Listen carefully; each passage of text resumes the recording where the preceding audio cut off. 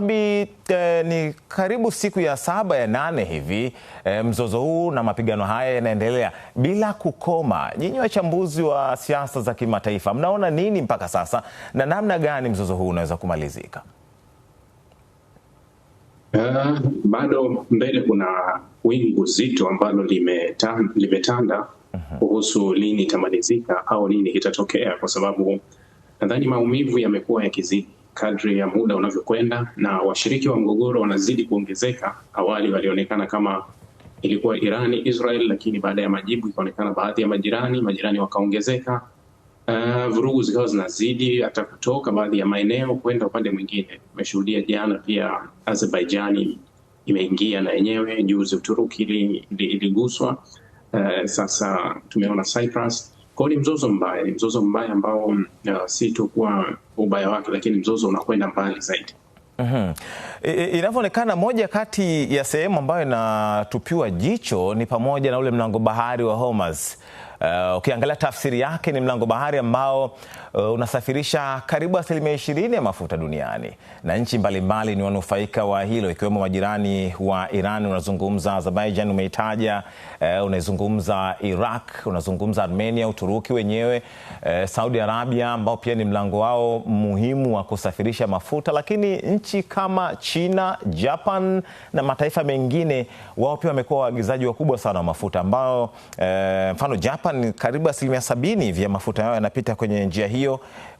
Pia China vile karibu 40%. Hii inatengeneza hatari kiasi gani pengine kwa mataifa haya ambayo yanaizunguka Iran?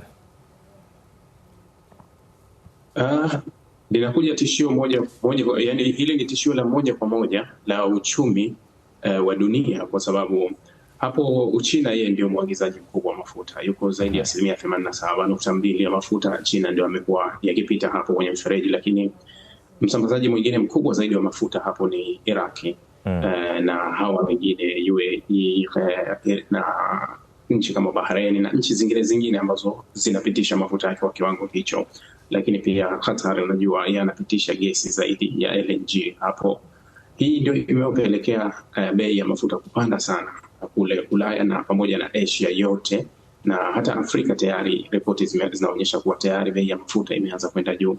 Hii inaleta athari kubwa ya uchumi, ambapo hii ndio eneo ambalo naweza kusema kuwa pipa milioni 20 wastani kwa siku, theluthi moja ya biashara yote duniani inapita. Sasa Irani walitangaza kufunga rasmi mfereji huo, lakini Rais Donald Trump ameashiria kuwa huenda wakatumia nguvu kuhakikisha meli zinaweza kuvuka hapo, lakini hilo ni suala la kusadikika tu, kwa sababu makampuni mengi yanayotoa bima ya meli ambazo zinapita hayako tayari kufanya hivyo kwa kuhofia hilo. Lakini Donald Trump yeye amesema kuwa Marekani itatoa bima kwa hayo makampuni, ilazimishe makampuni yaweze kupitisha meli zao. Lakini unajiuliza kuwa je, anaweza kutoa bima ya maisha? Kwa sababu shida sio meli itapita kiasi gani, lakini uhai watakaopita, kwa sababu Irani si tu kuwa inatishia, sasa inafanya kweli, kwa sababu Marekani amefanya hivyo kwenye meli 2 za Irani zilizo nje kabisa ya eneo hilo, zikiwepo kule Sri Lanka na nyingine upande wa bahari ya pili ya India, amezizamisha sasa, na Irani ikashambulia meli ambazo zilikuwa pale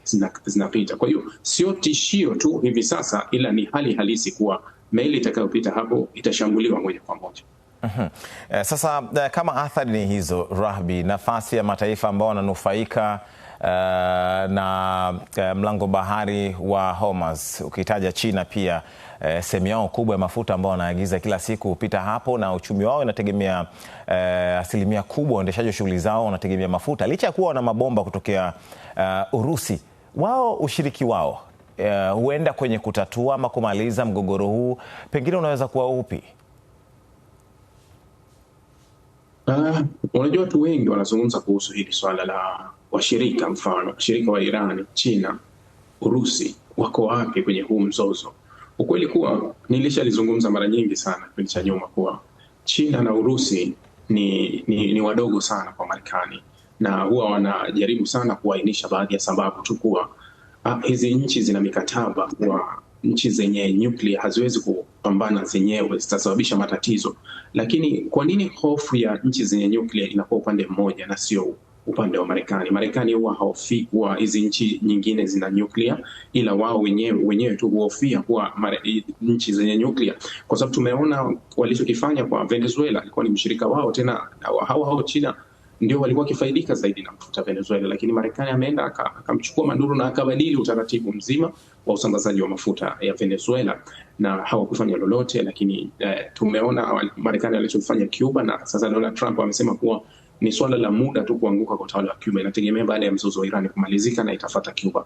Lakini hao wote ni washirika wa China na Urusi, maanake kuwa China na Urusi hawawezi kuwalinda washirika wao. Hivi sasa wamekaa pembeni, wanazungumza zaidi kuhusu diplomasia kupitia Baraza la Usalama, katika kipindi ambacho wanafahamu fika kuwa tayari umeshadhoofishwa kwa kiwango kikubwa. Sheria za kimataifa zimedhoofishwa. Hata Donald Trump alipoanzisha ile bodi ya amani, amevuta madaraka makubwa ya Umoja wa Mataifa kuihamisha upande wa pili. Ni kama vile Umoja wa Mataifa usiokuwa na meno, yani ni kama wapo, lakini wao China na Urusi wamebaki huko kutoa kama nchi zingine kuwa tunalani tunafanya nini. Ni tofauti kabisa na Marekani anavyowalinda washirika wake. Kwa hiyo China na Urusi sio washirika wa kuwategemea kabisa katika mgogoro wote ambao utasababisha vita au nini, sio wa kuwategemea. Pamoja na mataifa hayo ambayo kidogo inawezekana unufaikaji wao mkubwa ni kwenye masuala ya biashara na uchumi, kama hivyo tumezungumza kuhusiana na mafuta, nafasi ya mataifa jirani, mfano Saudi Arabia, mafuta ambayo wanauza asilimia kubwa yanapita kwenye mlango bahari wa Hormuz, ambapo mzozo huu ukiendelea kushika kasi, pengine wasiweze kufanya hivyo na uchumi wao pengine ukaathirika. Inaelezwa ni kama 10% tu hivi ndio njia nyingine hutumika kwa ajili ya kusafirisha mafuta. Wao nafasi yao ni ipi kuhakikisha hili linamalizika, ama pengine na wao wanaweza wakaingia kwenye mapigano kwa ajili ya kutetea uchumi wao? Nchi za Ghuba ni kama zimewekwa kwenye mtego na zimeufahamu wazi mtego uliopo. Saudi Arabia, mfereji wa Hormuz anautumia kwa 35% tu ya mafuta yake, kwa sababu Saudi anapitisha kwa bahari mbili. Anaweza akatumia bahari ya pili pia, bahari Nyekundu, na hata juzi walitangaza wataanza kutumia upande wa pili wa Yambu kuangalau kusafirisha mafuta baada ya hapa kushindikana. Lakini storage zake zinaonekana kuwa zilikuwa zimejaa sana, kwa sababu mapipa mengi yalikuwa hayajatoka kutokana na uzalishaji wake ulivyo mkubwa. Saudi Arabia naye anakuwa yuko sehemu ya mgogoro huu, kwa sababu na yeye ni katika nchi ambazo zinakutana na mashambulizi mara kwa mara. Kambi za Marekani zilizopo huko zimelengwa, ubalozi wa Marekani uliopo Riyadh umelengwa. Lakini ni wiki tu iliyopita, ni mwanzo tu mapigano, refinery yake moja ililengwa na drone ambazo Irani walikanusha baadaye kuwa hatukuhusika sisi kwenye hilo, kuzirusha hizo drone. So Saudi Arabia wako hivyo. Lakini ukiangalia upande wa pili, nchi kama UAE ambao pia wao kwa kiasi kikubwa wanatumia mfereji huo, na wenyewe ni kama vile nchi imefungwa. Leo hii hakuna usafiri, ukikaa Dubai, anga yote imefungwa na nchi zote karibu zimefungwa, yani kila kitu chao katika eneo hilo lote la Mashariki ya Kati, zaidi ya Omani na Uturuki. Upande wa pili wa Misri kidogo ndio kazi zinafanyika. Kwa hiyo ni kama eneo zima au nchi zote za Ghuba ni kama zimesimama na uchumi umesimama. Lakini kama nchi za Ghuba zinaweza zikasimama, usisahau kuwa hawa ndio wafadhili wakuu wa uchumi wa Marekani. Kwa hiyo hasara kubwa zaidi pia inaenda upande wa pili wa Marekani. Mfano, njia ya Hormuz inapitisha 85% ya mafuta ya Iraq.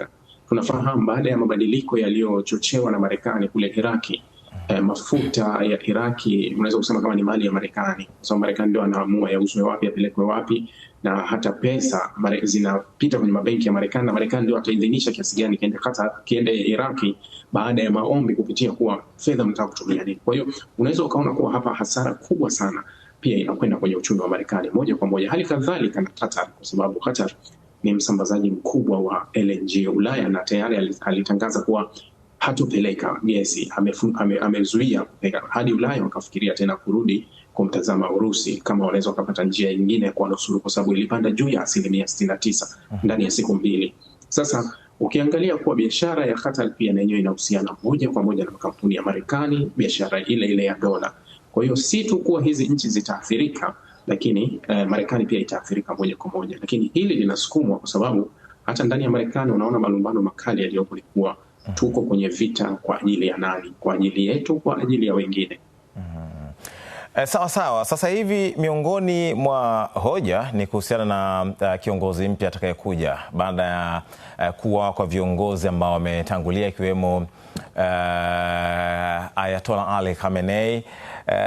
Bado Marekani, Israel wanatishia kwamba kila kiongozi ambaye atapata nafasi kuongoza taifa hilo, kama atakuwa upande wa serikali, basi itakuwa ni halali yao, kwa maana kumuwinda na pengine kummaliza. Lakini haionyeshi kama Iran wao wakiipinga serikali yao, licha ya kuwa taarifa kutoka kwenye mataifa haya ambao wanapigana zinatembea na zinaenea zikionyesha kama raia wa Iran wao hawaiungi mkono serikali yao.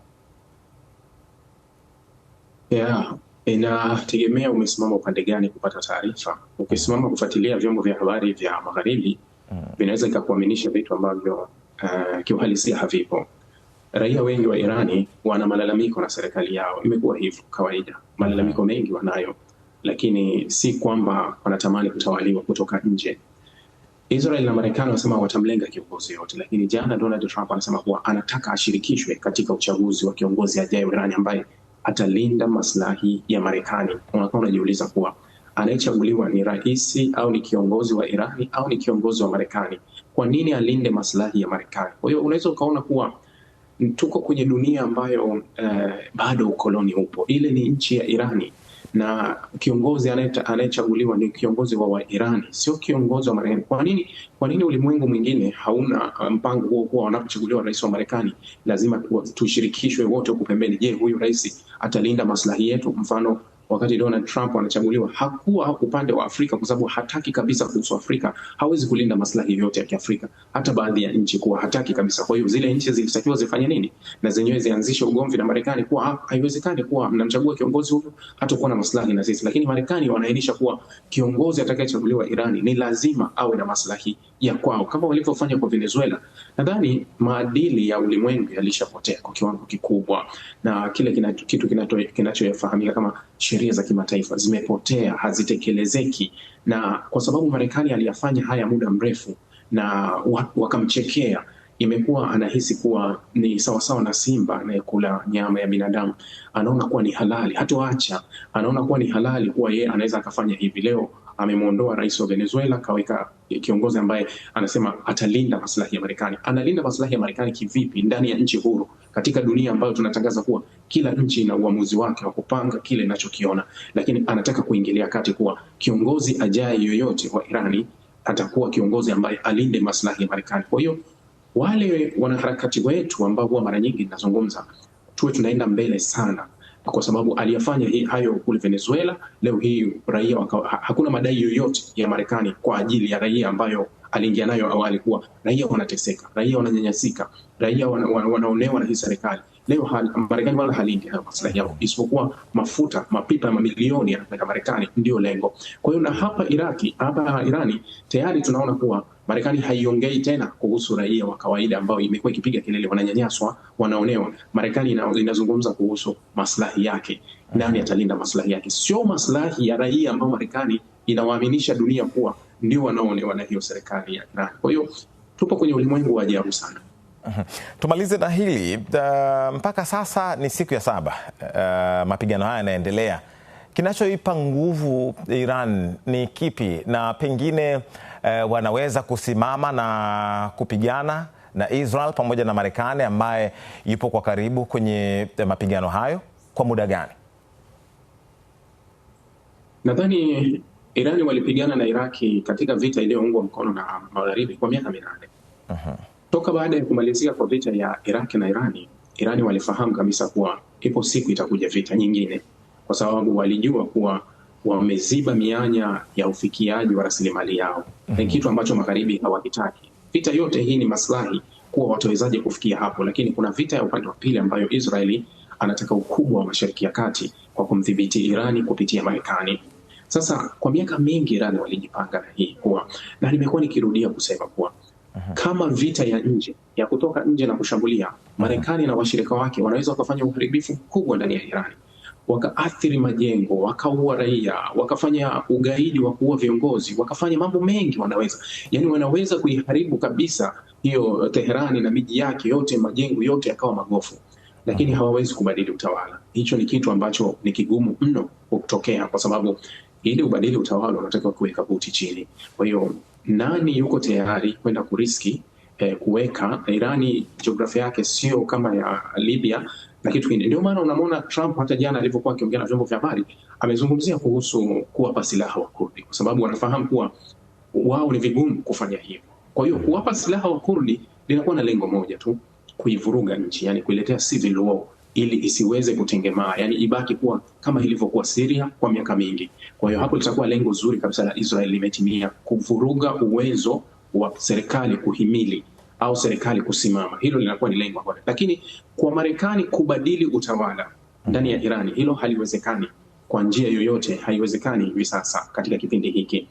Ila wanachoweza ni kufanya uhalifu. Sasa Irani wamejiandaa muda gani? Irani wamejiandaa kwa muda mrefu. Wanaweza wakapigana kwenye hii vita kwa muda mrefu zaidi, lakini Marekani na Israel zinaweza zikaendelea kufanya uharibifu wa moja kwa moja wa maisha ya watu, majengo, shule, hospitali, kama vile tunavyoona kuwa awali tu walishambulia shule ya wasichana na kuwa watoto 165, lakini wamekuwa wakishambulia maeneo ya kiraia ya wazi, masoko.